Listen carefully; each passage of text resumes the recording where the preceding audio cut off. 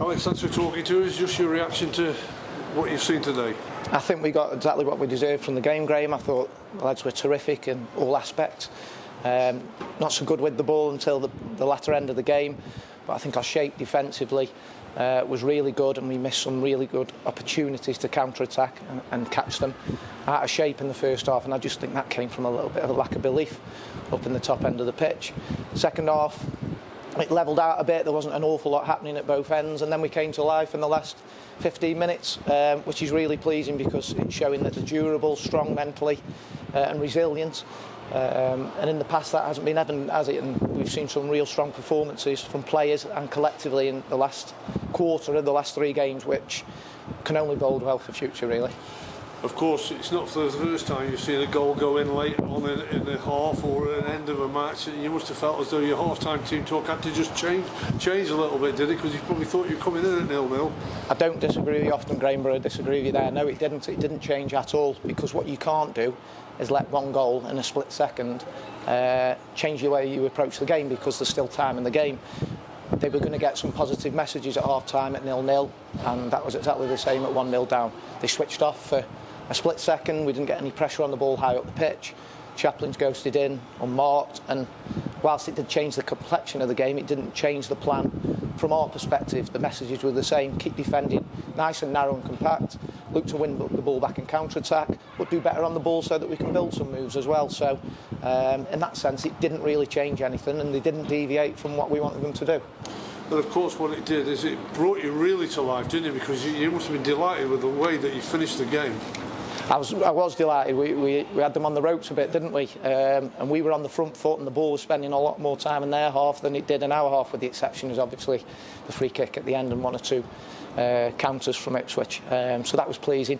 What was disappointing was we had 3 corners where we could have really forced the issue home, and we ended up putting 1 out for a goal kick and 2 in the goalkeeper's hands. So that was disappointing. We were trying to get the message on to play a short corner, because we weren't having an awful lot of joy in terms of throwing a corner direct into the box throughout the game. So we want them to come up with something a little bit more inventive, and it's hard to get the message on, particularly when the ball's on the other side of the pitch and they're taking the corner from that side. So that was the only disappointment in terms of giving up an opportunity to perhaps win the game there.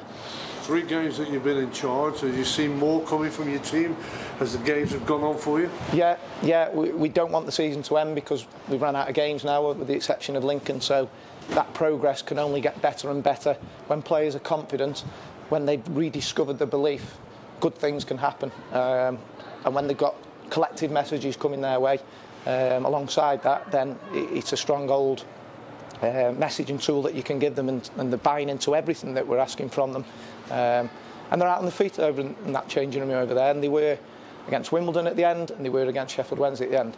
And that's what has to be a must.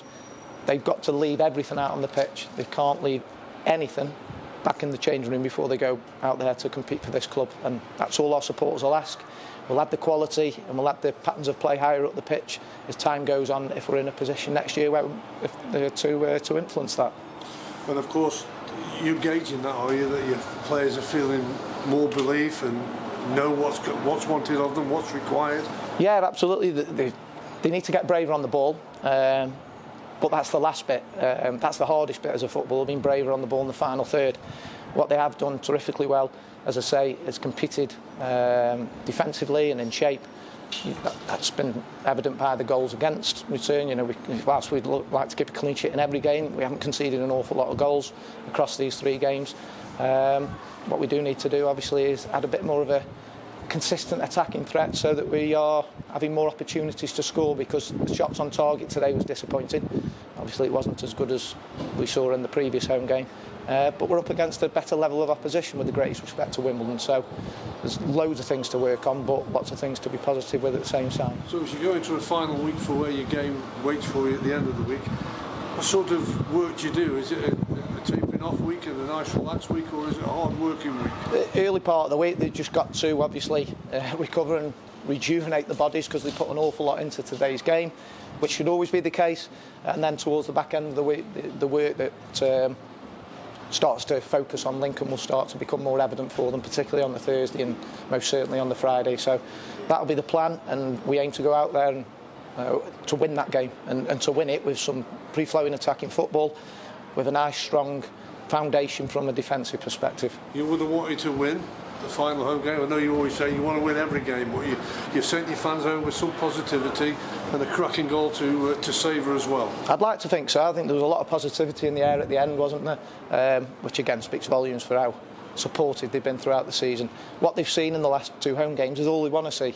You know, guts, drive, determination, effort, and anything that follows on top of that in terms of the capabilities of the players on the ball is a bonus, isn't it? And if we show that more often than not in any game of football, you've got as good a chance as the opposition, if not a better chance, of winning the game, and that's certainly going to be the case next year, we would hope.